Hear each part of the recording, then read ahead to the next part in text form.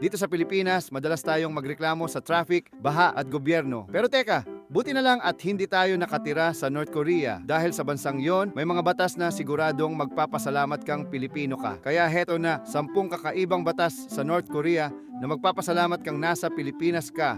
Number 1, haircuts! Sa Pinas, kahit gusto mong magpakalbo, magpakulay pink, o kahit magmukhang anime character, walang problema. Pero sa North Korea, 28 lang ang legal na hairstyles. Kapag wala sa listahan ng gusto mo, sorry na lang, baka kulong ang abot mo. Number 2, K-drama ban. Dito, pwede kang magbabad sa K-drama o magmarathon ng Marvel movies sa Netflix. Pero sa North Korea, mahuli ka lang nanonood ng Squid Game. Baka hindi lang wifi ang mawala sa'yo, baka pati kalayaan mo. Number 3, ripped jeans. Dito sa Pinas, kahit butas-butas na jeans mo, wala silang pake. Pero sa North Korea, bawal yan. Western influence daw kasi. Good luck na lang kung hipster ka o mahilig sa K-pop fashion. Number 4, Bible ban. Dito, kahit anong relihiyon mo, walang pumipigil sa'yo. Pero sa North Korea, mahuli kang may dalang Bible, lagot ka, para kang may death wish. Number 5, no internet freedom. Sa Pilipinas, kahit may hinaing ka sa gobyerno, pwede kang mag-rant sa Facebook. Pero sa North Korea, wala silang Facebook, Google, YouTube, TikTok, kahit Wikipedia, bawal! Ang meron lang sila isang gobyerno-controlled na internet na puro propaganda. Number 6, no political sarcasm. Dito sa Pinas, kahit mayor mo pa ang binabanatan mo sa social media, malamang walang mangyayari sa'yo maliban sa bardagulan sa comment section. Pero sa North Korea, isang maling biro lang tungkol kay Kim Jong-un, pwede kang mawala na lang bigla.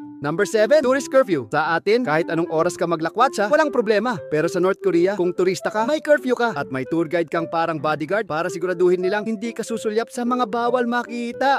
Number 8, no private cars. Dito, kahit bulok na sasakyan mo, basta marunong kang magmaneho, pwede mong gamitin. Pero sa North Korea, konti lang ang may private cars. Karamihan, para lang sa gobyerno at militar. Kaya kung dream mo mag-drive ng sports car, malabo yan doon. Number 9, mandatory morning. Sa atin, ikaw ang bahala kung magdadalamhati ka o magiinom na lang sa lamay. Pero sa North Korea, sa death anniversary ni Kim Jong-il, dapat mukha kang malungkot. Kundi, baka ikaw naman ang iyakan ng pamilya mo. At panghuli, number 10, no freedom to travel. Sa Pilipinas, kung may passport at visa ka, pwede kang magpunta kahit saan mo gusto. Pero sa North Korea, kailangan mo ng government approval. At madalas, opisyal lang ng gobyerno ang pinapayagang umalis.